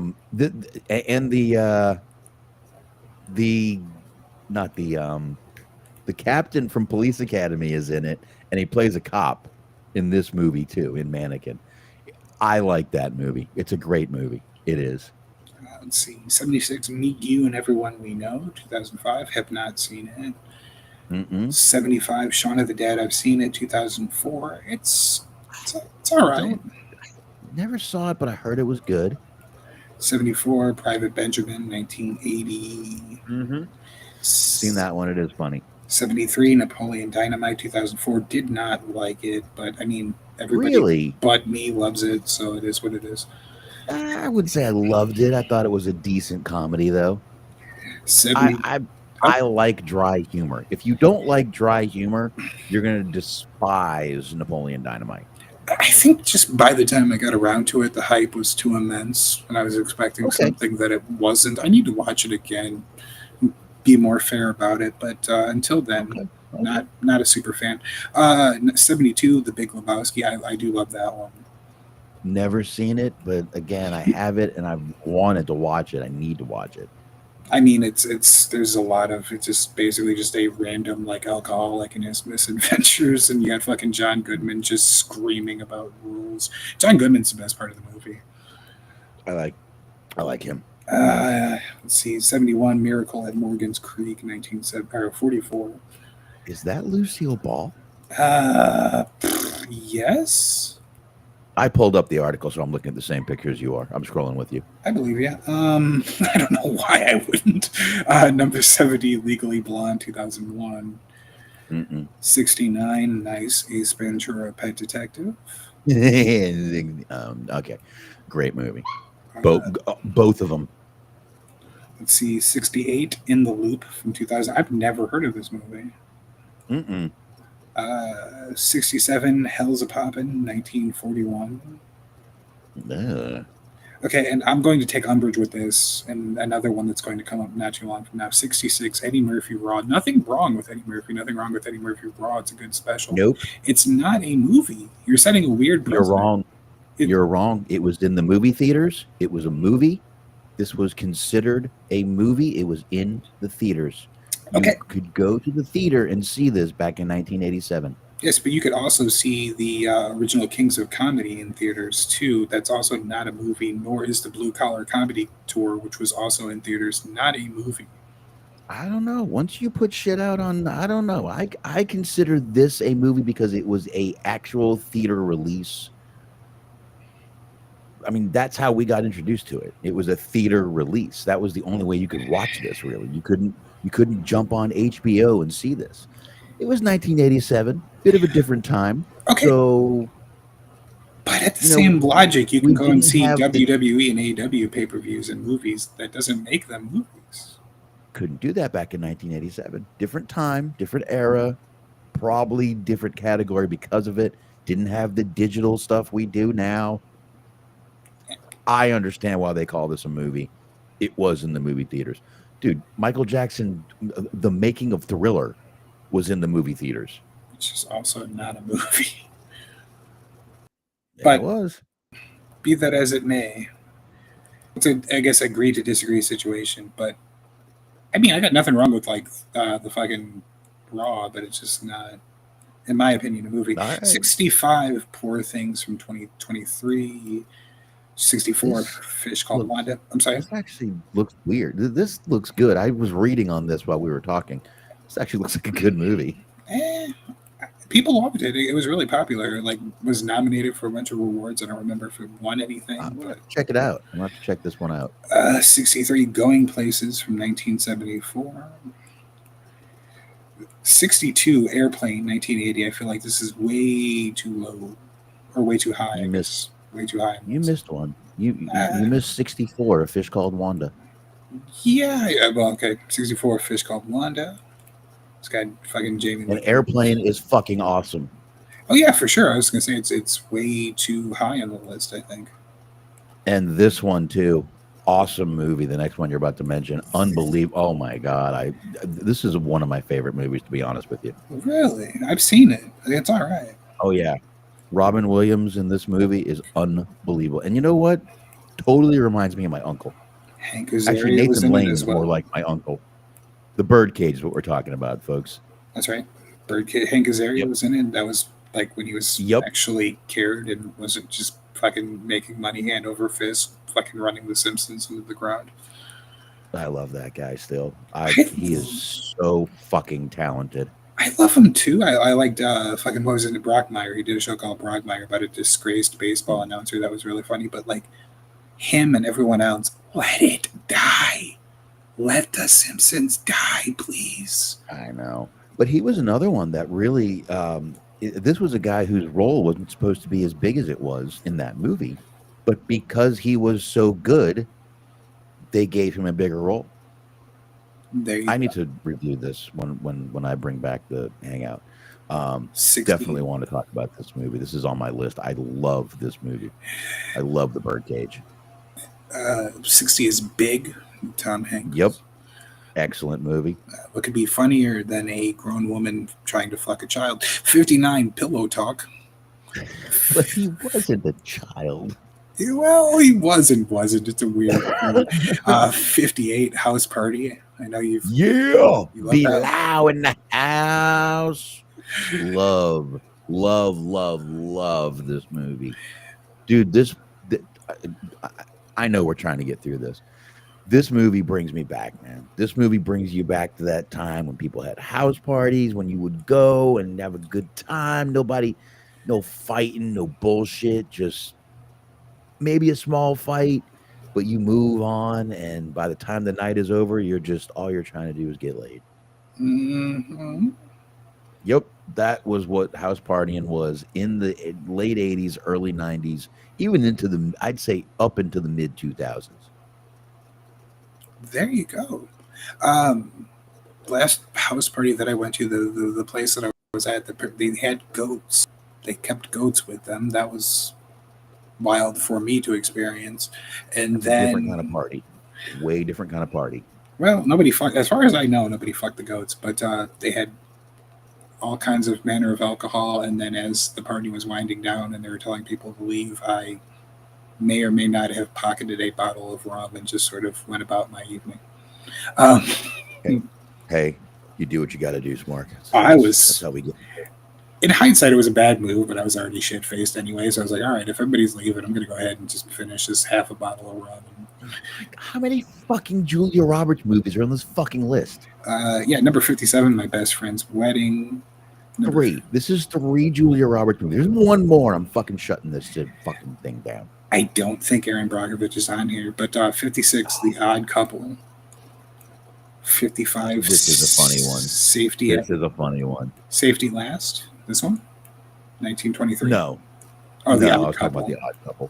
I've actually seen that one from 1968. Walter Matthau. And, Jack Lemmon. Good one. Great one. Let's see. Safety Last, number 55. Sorry. There's just a lot of these that I haven't seen. 54 Elf. Yep. Good one. 2003, the Will Ferrell joint. 53, this is one I haven't seen, but I wanted to see. Broadcast News. I haven't seen that either, and I should probably watch that too. Number 52, The Tall Blonde Man with One Black Shoe. That is the worst name of any movie ever, but it's from 1972. It's a French movie, Scott so that Glenn. makes sense. I think that's Scott Glenn up there in the chair. Let's see. I don't think it says. Oh, no, this is a French movie. Yeah, no, it's a French movie. Yeah. A French spy comedy that's funnier than all the Pink Panther movies. That sure is saying something. Yeah, that's saying something. All right. All right. Number 51, Being John Malkovich, 1999. Never saw that either. Number 50, The Waterboy. Oh, yeah, great movie. That's actually, I will say, our highest downloaded movie on Hollywood Hangout. It's a good movie. 49, Shampoo, 1975. Didn't see it. That was I was 0 the year it was born. I was the year that came out. I was born. I hear you. Number 48, Bringing Up Baby from 1938.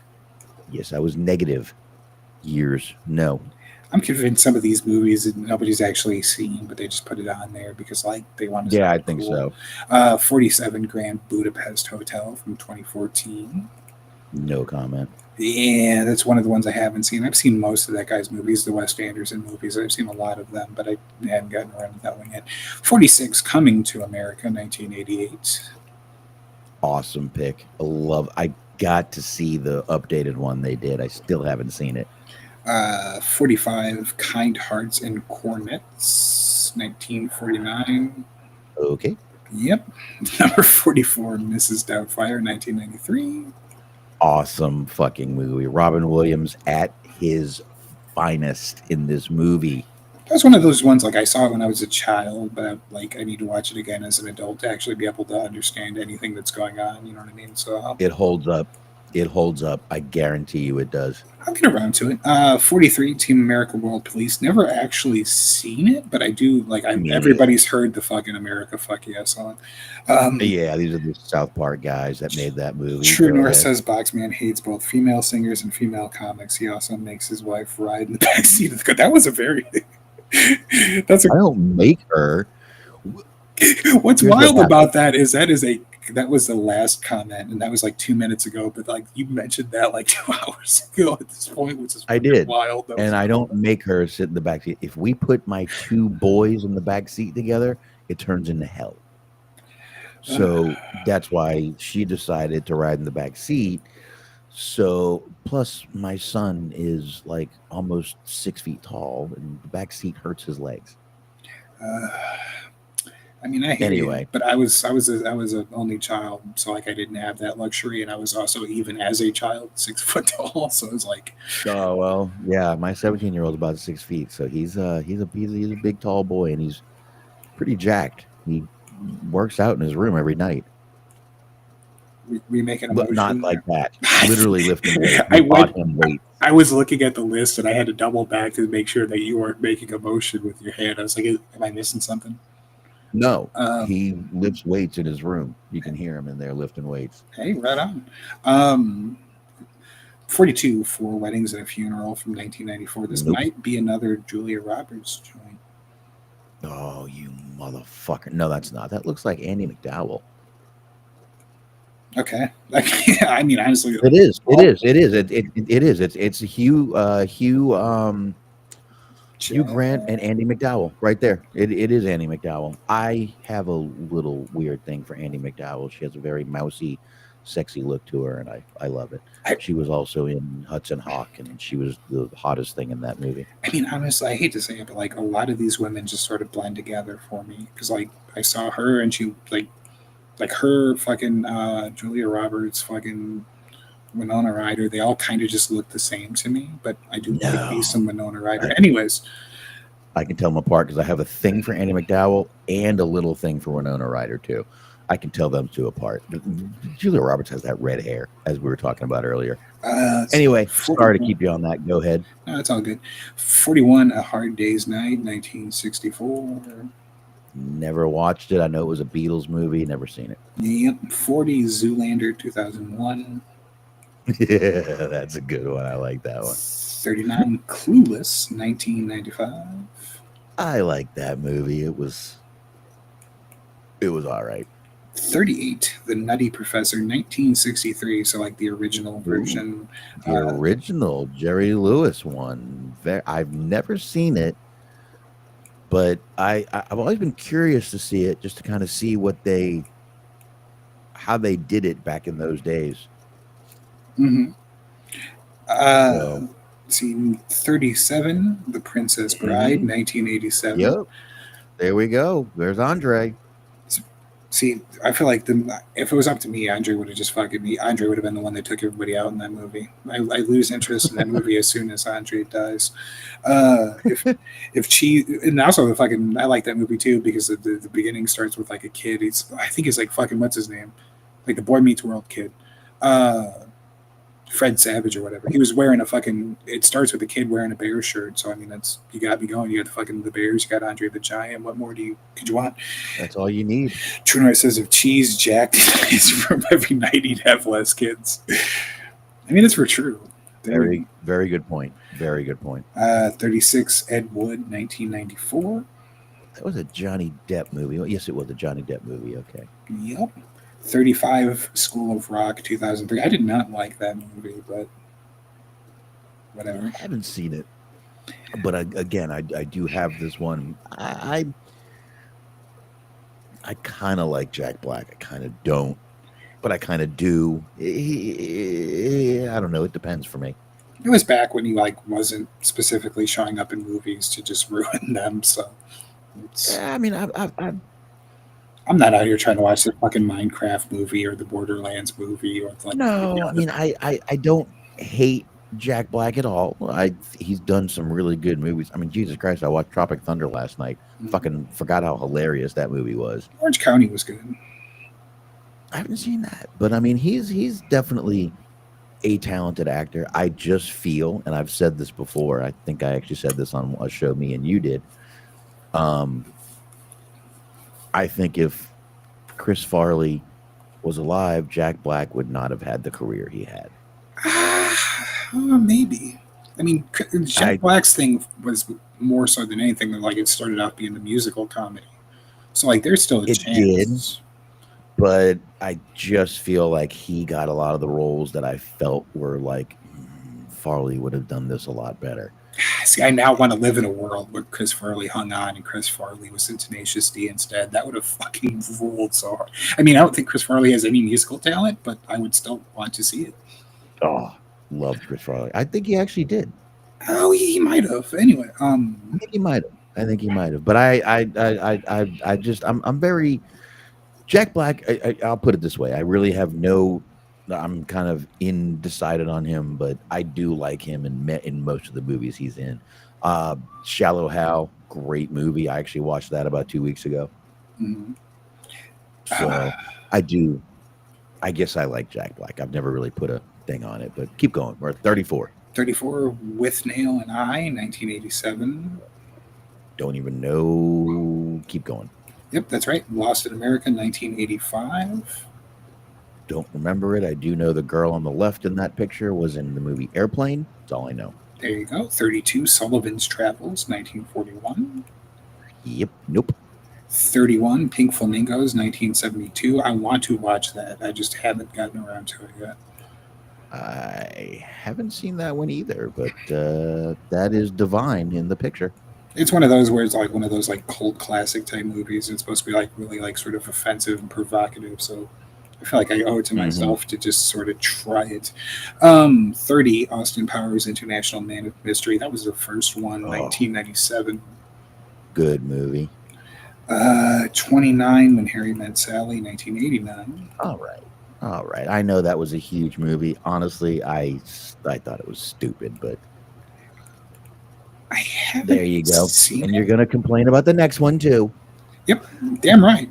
28, Richard Pryor live in concert, and that's because I don't find Richard. No, I'm just kidding. I just don't think it's a movie. I think Richard Pryor is actually very funny. It's not. Again, this was 1979. This was an actual theater release by Richard Pryor.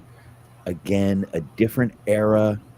So what was considered a movie in 1979. This was a theater release, though, in 1979, which is kind of what gave Eddie Murphy the idea to do Raw in the movie theater. He was a very big fan of Richard Pryor. I'm going to choose to complain about it less, and that's just largely based on the fact that I like Richard Pryor more, and Richard Pryor is from Illinois. Okay, we can do that. Sure. 27, The Philadelphia Story, 1940. Sure, of course. Hilarious, funny, awesome. Who doesn't love it? 26, Absolutely. Borat Cultural Learnings of America to Make Benefit Glorious Nation of Kazakhstan, 2006, the first Borat movie. I liked it. Not a big fan of this guy. I could understand why, but... Oh, no, he's played some very, very good roles. No, he's played some good roles. I loved him in Talladega Nights and things like that, but I just find him a little over the top, can be very annoying. But he's definitely played some very funny roles, and I'll give him that. I was fucking dialed in early on that one because I was a big LNG show fan. And that was like back when it was like him just like fucking bothering British politicians and shit. So it was, yeah, and that would have been, I would have been a different age at that point. So yeah, it was good shit. And I mean, I could kind of understand your sentiment because I kind of feel that way about Will Ferrell a little bit, where it's like some of it just over the top, a little too much, and it's just like, just I feel like a lot of his movies devolve into just him screaming at the top of his lungs. It was like, all right, some people like that.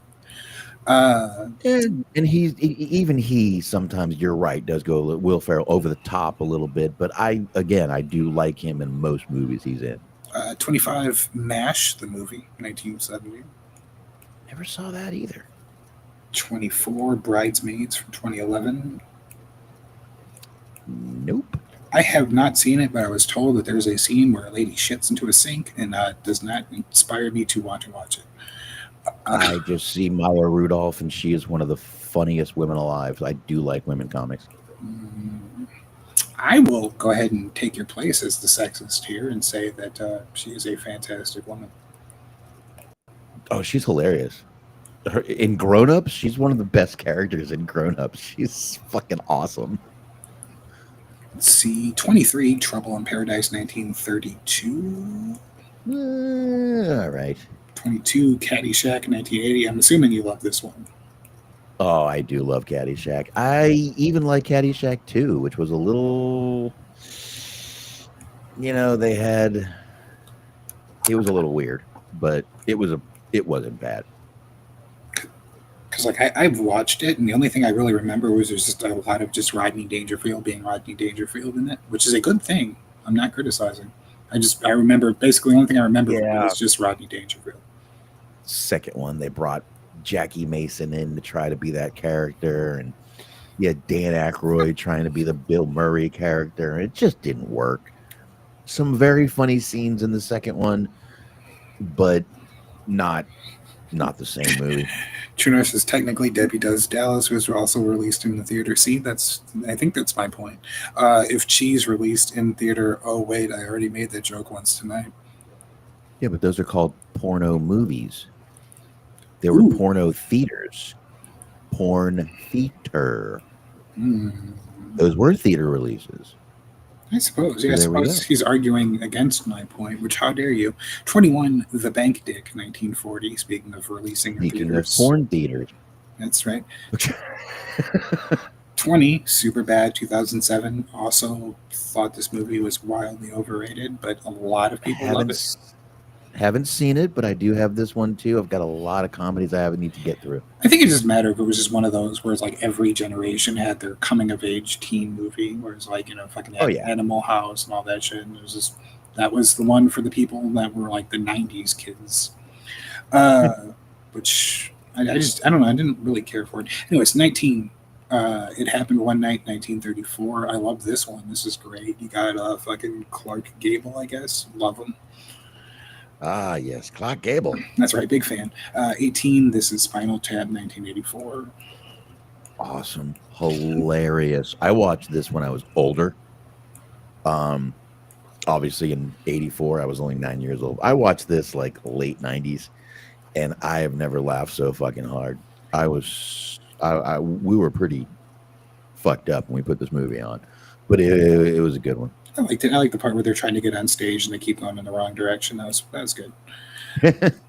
17, The Heartbreak Kid, 1972. All about Shawn Michaels, back to wrestling. Good job, very nice. That's right. He throws Gwyneth Paltrow through the barbershop window. It was good shit. Yeah, good shit. 16, His Gal Friday. That's right. 40, love it. Big fan of. That's right. Some guy. 15, Playtime, 1967. I think this is another French one. Nope. 14, Sideways, 2004. No, but there's Paul Giamatti and Hayden Christensen. Love Hayden Christensen. He's a very underrated actor.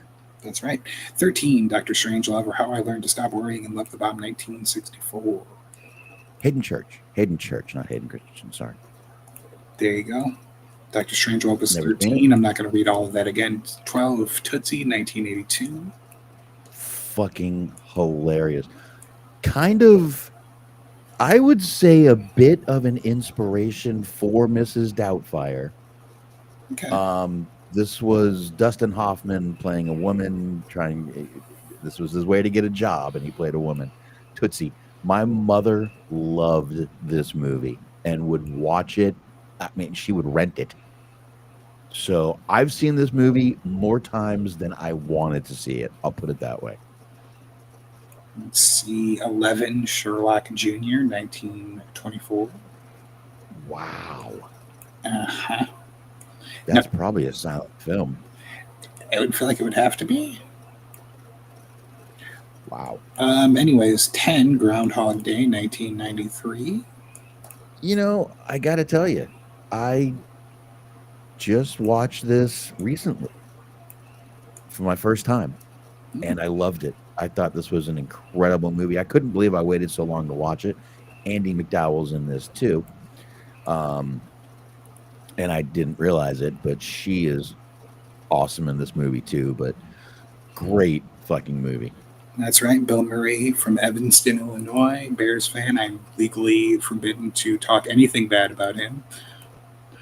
9, Young. That way he does a lot of movies where he's in Chicago. Yeah, he kind of just hangs out. He's a big Cubs fan. He's a Bears fan if they're doing well. But I mean, I can't criticize him for that because I wouldn't want to go to like a lot of Bears games in the last 10 years either. So it is what it is. Let's see. Number 9, Young Frankenstein, 1974. Never. Really? You've never seen it? No. I have it because it's in my Mel Brooks collection. I have not watched it, but I need to watch it because I'm Gene Wilder. Love Gene Wilder. I know Terry Garr is in it. She was in Mr. Mom. So I did, and Peter Boyle. My God, Peter Boyle was in a couple episodes of the old NYPD Blue. Number 8, Fargo, 1996. Another one I can't believe I haven't seen. I've seen it, but like I don't know. It's supposed to be a comedy, but like it didn't really come across as a comedy to me. But I think it was one of those kind of crime comedies. Yeah, I guess dark comedy more than anything because there's like a scene with a wood chipper that's kind of comedic, I guess. Yeah. There you go. Speaking of silent films, number 7, Duck Soup, 1933. That does look like Charlie Chaplin there. Yeah, that's the actual one. This isn't Hitler this time. Right. 6, Monty Python and the Holy Grail. No, it is the Holy Grail. I guess I don't know if I've seen that. I've seen The Meaning of Life. I haven't seen the Holy Grail, I don't think. I have. We're the Knights of Ni. I've seen this one. My sister's friends, my sister's 2 years older than me, her friends were huge fans of British comedies, especially Monty Python. So I was introduced to Monty Python's Holy Grail, Monty Python and the Meaning of Life when I was probably not supposed to be yet. So I love these movies. They kind of bring back that childhood thing for me and my sister's friends. You know, they basically got me to start drinking. Right on. So cheers to them. Thank God for making me an alcoholic. Right. God bless. Number 5, Waiting for Guffman, 1996. Never seen it. Didn't see that one either. And number 4, The Great Dictator. A lot of Hitler-centric comedies. Oh, hilarious. I mean, 6 million Jews dying is so funny. Yeah, I do think it's kind of fucked up that just adding a slide whistle to archival footage is considered a comedy. That's pretty fucked up. Let's see. Anyways, Annie Hall. See, they balance it. That is fucking terrible.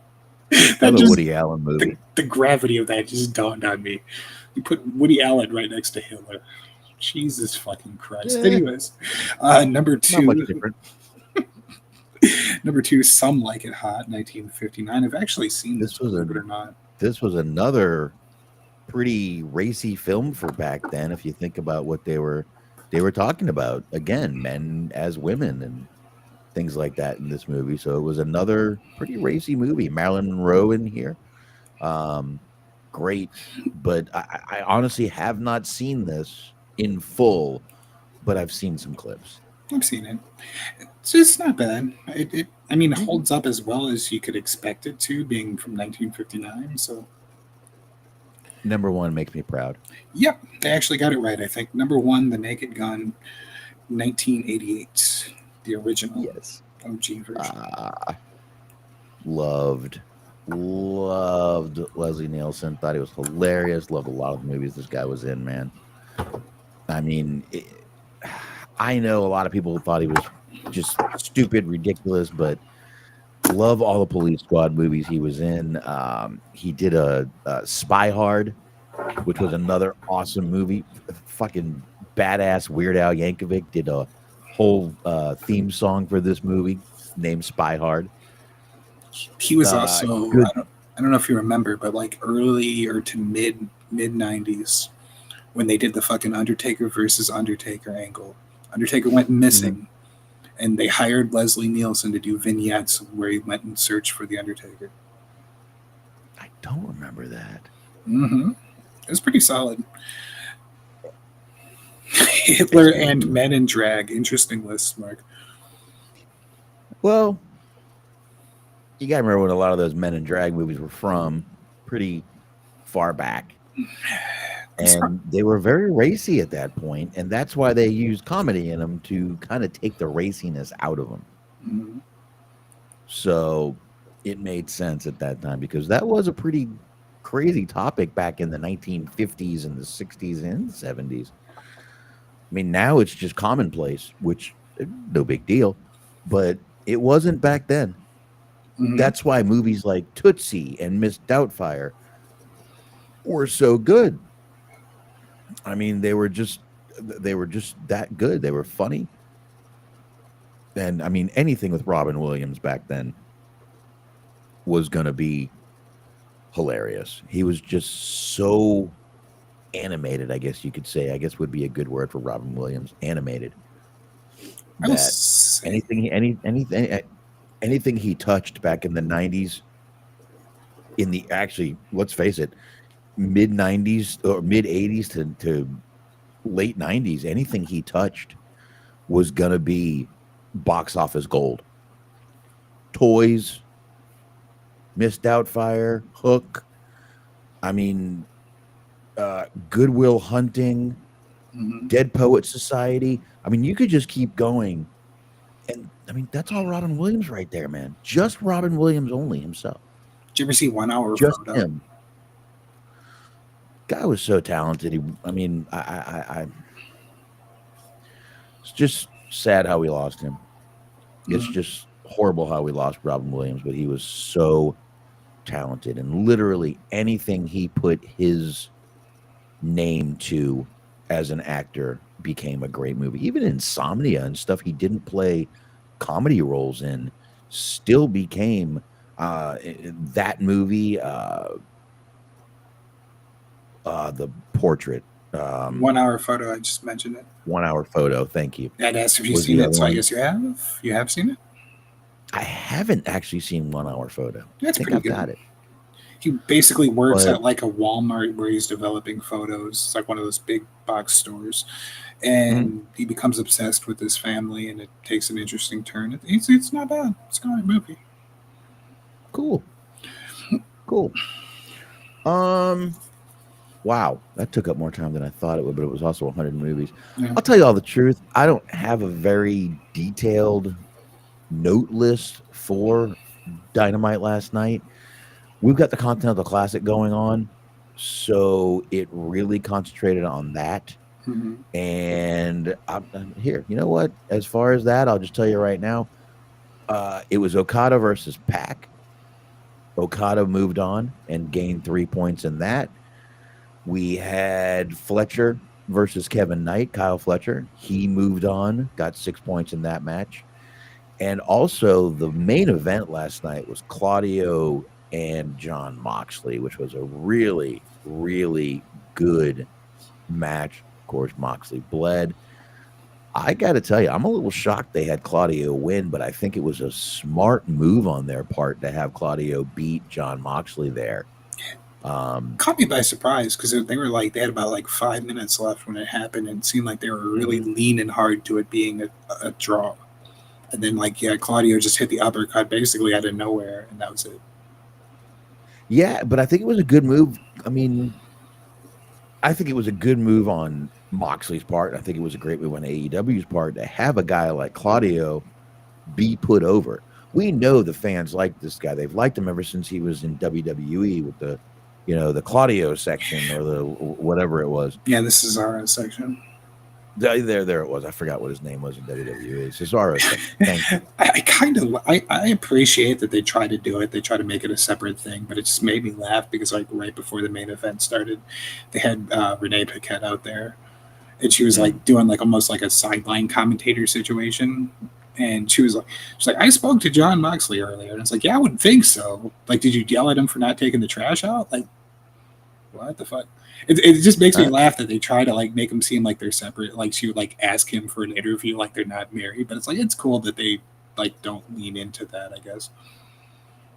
Yeah, sometimes it is. I mean, they mention it here and there, so it's not like they hide it. But True North wants to know who did more drugs, Robin Williams or Hitler. I'm going to go with Robin Williams. Mm-hmm. He didn't even remember a lot of shooting Mork and Mindy. It was a cocaine haze to him. So I'm going to go with Robin Williams. Mm-hmm. Let's see. What else do we have to mention here? I was mildly disappointed because I thought it was going to be a lot better than it actually was. But the beginning of the show was Samoa Joe and Eddie Kingston having a promo. Yeah, I thought that would be a much look. You got two great talkers. Super fucking excited for that. As soon as they started leaning into even when he was teaming with Hook before they revealed that Hook was using him, I was like, man, if we could get a fucking Eddie Kingston Samoa Joe feud out of this would be great. If not for the match, probably not super great, but the promo would be fucking fantastic. And unfortunately, it kind of wasn't. There was a lot of awkward silence in their promos. Did you catch that too? Right. Well, yeah, that's kind of the disappointing part about it is just that Joe is good at being menacing and Kingston's good at not being intimidated, and Joe's also good at hitting below the belt and getting personal, having a good dig here and there. And it was basically the cut and dry copy and paste, you haven't achieved anything, basically the same thing that everybody that feuds with Eddie Kingston says. It's well, you haven't won a world title and you're not shit. And it's we're just gonna do that? That's wasted potential.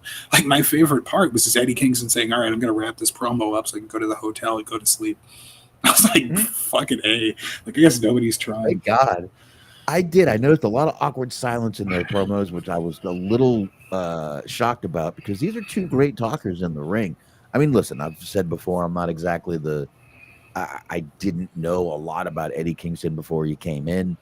I'm glad I know him now. I really like the guy. He's really relatable. You know what? That's what Eddie Kingston is. He's just a relatable dude. We all know a dude like Eddie Kingston. Mm-hmm. So he's just a very relatable guy. But those two got a match coming up at Winter is Coming. So that was one of the promos. We had the Don Callis family all over this show. Smark, I'm starting to really align with you on this. Enough Don Callis. He was on commentary in the first match, the fucking Pac versus Akana match. There was like 3 promos that they did during the night. Mm-hmm. There's just so much Don Callis. We had a little bit of the Jurassic Express. We had a little bit of Jack Perry and Luchasaurus against the Don Callis family. I still don't. I mean, you got Jack Perry. Literally, they just threw him right back in his old. I got to be honest. I feel bad for Jack Perry. He had a great heel run going. They bring him back, and they're like, just go back to the bullshit you were doing with Luchasaurus. Dress like you belong in Jurassic Park, and let's just see what happens. This is stupid. This is a big step back for him, in my opinion. Just my opinion. I mean, I don't necessarily think you're wrong, but I mean, if that's what he wanted to do, then I guess good for him. I mean, they might have said this is your only way to come back, and he said, fuck it, I'll do what I got to do. Yeah, it could be. I don't know. We don't know. Yeah, who knows? We don't know. Tony Storm, Marina Shirakawa won. They beat Megan Bay and Penelope Ford. Holiday. That was a good match. That was a great match with those. Man, those girls, I got to tell you, those women are out there fucking killing it. You know, I know we just had the Women's Survivor Series match a week ago. Yeah. And a lot of people are comparing it to the Blood and Guts match, which is kind of stupid. WWE is way different. This is the difference. We shouldn't be comparing the two, but I think AEW right now is really showcasing what their women can do, and especially the tag teams because of the titles coming up. I mean, the tournament, but I'm liking it. Go ahead. I'm sorry. Well, I was going to say, as the AEW, the women's tag team title tournament was going on, they were also doing a women's tag league in fucking Stardom in Japan. Mm-hmm. Megan Bayne was competing in that too. So as she was doing the Dynamite and Collision, she was also flying to Japan to wrestle on like Wednesdays and Thursdays and like fucking Sundays and shit. So she is an absolute beast doing that fucking schedule. That has to be intense. Fucking 13-hour flight. Yeah. And I mean, she was going to Japan wrestling, coming back, doing Dynamite, going back wrestling. It was like that had to be a pretty intense month. That makes her even hotter. And I like the team of Mega Problems. I like Megan Bayne and Marina Shafir together. I think that's a great team, to be honest with you. I feel bad because like Marina Shafir is supposed to be there for Penelope Ford. I kept saying it was Penelope Ford, but yeah, it was Megan Bayne, Marina Shafir. And like that works just as well. Like you could just leave them as a tag team. Like I feel bad for Penelope Ford because like you really could just go ahead and omit her from that. It would be just as good, if not better. I mean, she's hurt right now, so it's not really a big deal. But at this point, I'd leave these two as a team. They're kind of badass together. Mm-hmm. They are kind of badass together, and I love this match. And you know, the timeless love bombs. Tony Storm, Mini Chicago won the match. It's a cool dynamic because usually you have when you have a bigger powerhouse person, they tend to like team them up with like somebody that's like kind of a high flyer or something like that, or another big powerhouse person. But you have Megan Bayne that's doing like the big strong woman gimmick, and then you have fucking Marina Shafir that's just doing like submission wrestling. So it's like you don't really see that all that often as a dynamic as a duo. Yeah. And then we had the Ops match in the last match. Well, no, this wasn't the last match. I'm sorry. We had the Ops versus the Dark Order, who I gotta tell you, I forgot about these fucking guys. Yep. And now they're bringing them all back. Evil Udo, Silver, and Alex. They're bringing them back, and they literally just brought the Hangman thing back in. Like, hey, y'all remember this? But they didn't like let us remember it because I forgot they even existed. I mean, it's cool that like they brought them out and that they like did a callback essentially to their time together and like did a little nice lore thing where if you've been watching for a while, you could appreciate what they're doing. But like, okay. Nobody expected Dark Order to win. It was just like we're killing time here. And like even Yeah, the no. exchange in the back, they were Hangman's like, all right, well, as soon as you guys are done losing, I'll be out there to like actually get shit done. Like he didn't say that much, but he's like, all right, after your match is over, I'm gonna come down because you'll probably need my help anyway. Yeah, exactly. So I don't know, but I thought it was a decent episode of Dynamite last night. Mm-hmm. But we all know what's going to happen right now. We got that Continental Classic going on. I don't mind when they do it during the holiday season. They kind of need a little bit of something to fill their shows during the holiday season. This is a good way to do it, I think. So we'll have that continuing next week, and we'll be back here next week too. Mm-hmm. We will. So I don't know. Anything else, Mark? No, I think that's gonna do it. I think that does it.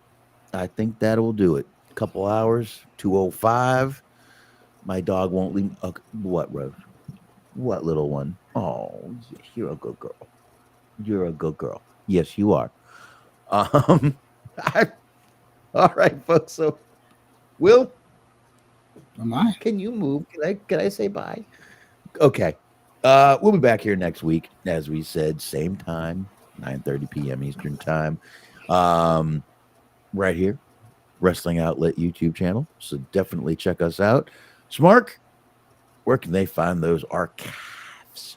That is right. Totally Inappropriate Team Sports, aka Tits. Check out the archive. There's 4 years or so shows on there. I'm not exactly sure when we started doing the YouTube thing, but there's quite a few episodes that you can go ahead and check out. We're talking sports, we're talking making fun of women in sports, being racist, all kinds of like high quality, high moral things. We're going to be doing a Super Bowl live stream more than likely. There's a small chance that my team's going to be in there, which is fucking insane, but who knows?